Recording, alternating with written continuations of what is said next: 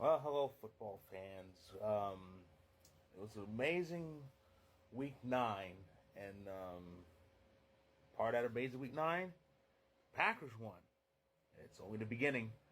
The losing skid's over. We beat the Rams 20-3, and we're only a game and a half behind the playoff line. Not bad considering we're starting with a new quarterback. So, yeah.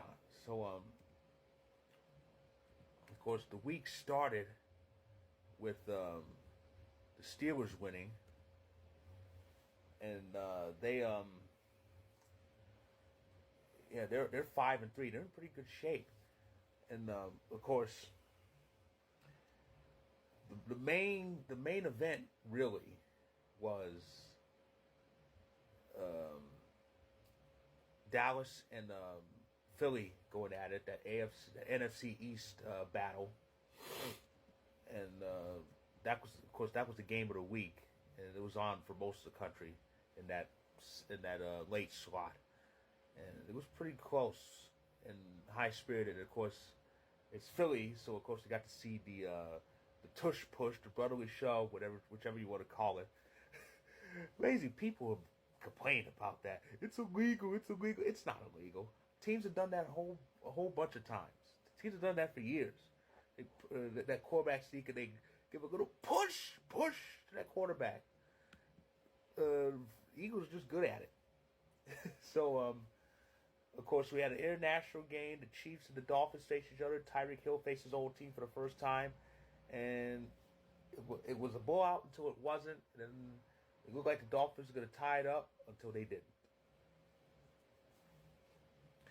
The Chiefs made up for that loss, even though Kelsey hardly got the ball. I mean, what the hell was going on there?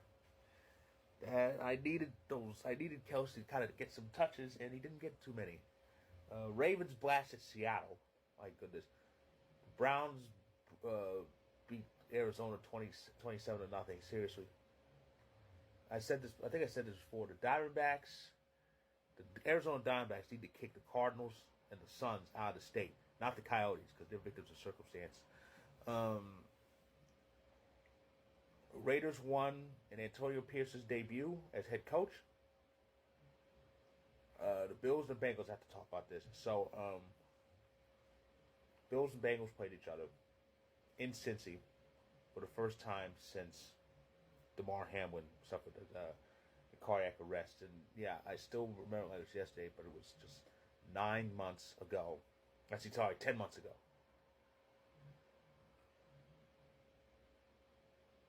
Well, I said 9 months, but anyway. And it was just amazing. It was just amazing how much he recovered through that terrible that terrible health scare. And I remember how frightened and nervous we all were for him, because it was just a shocking thing. And I'm sorry for kind of stumbling through my words, but it was a shocking thing for all of us what happened with Damar. And though a lot of us did fear the worst, but thankfully the worst did not happen. He recovered.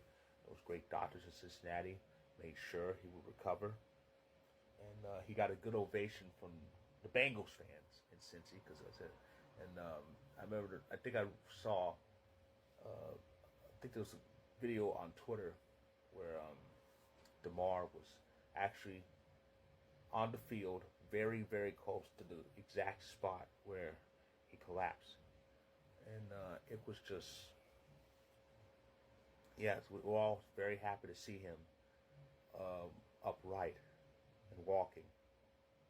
So, and he was a healthy scratch the game. I was kind of hoping he would play, but he didn't. But he was a healthy scratch, but seeing him on the field was just good enough. The Bills, as for the game itself, the Bills were not victorious, and it was a blown opportunity, because they could have gained some ground on the Dolphins, and they didn't. But that opened the door for the Jets to gain some ground on the entire division, and they didn't do that.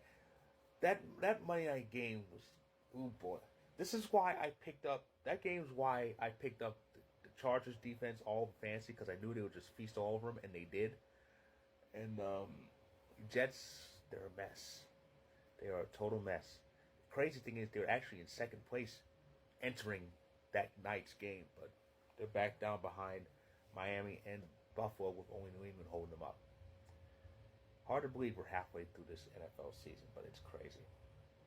It's a wild ride, and I can't wait for the second half to start, which will start tomorrow with the ultimate tank game, tank bowl. The Bears and the Panthers. Now, like I said, the interesting thing about that game is the Bears have the Bears have Carolina's first round pick for next year. It's part of that deal when they made that trade for over the number one pick. And the Panthers are the worst record in the league. So either way, regardless of the outcome, the Bears are going to win, because they're going to have a good standing in the draft, win or lose. So it's crazy. So that's next. So that's coming up on Thursday Night Football to start Week 10. And then we have the last international game of the season between the Colts and the Patriots in Frankfurt, Germany. That's early in the morning, very early in the morning for those of us here in the West Coast. The Packers and Steelers run into each other. It's always fun when those two teams play each other. The Chargers host the Lions, because the Lions are coming off a bye. Cowboys host the Giants. Oh boy. Sunday night game is Jets and Raiders. We'll see if the Raiders go 2-0 under Pierce. And the Monday night game is the Broncos, the Bills. Bills need to get back on track. They're 5-4. They don't want to drop to 500 even. Oh boy, the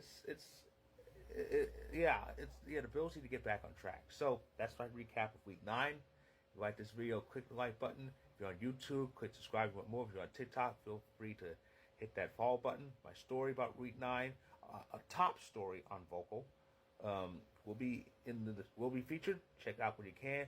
I'll be back very shortly. I'll try to get that CFL recap and get you ready for division finals.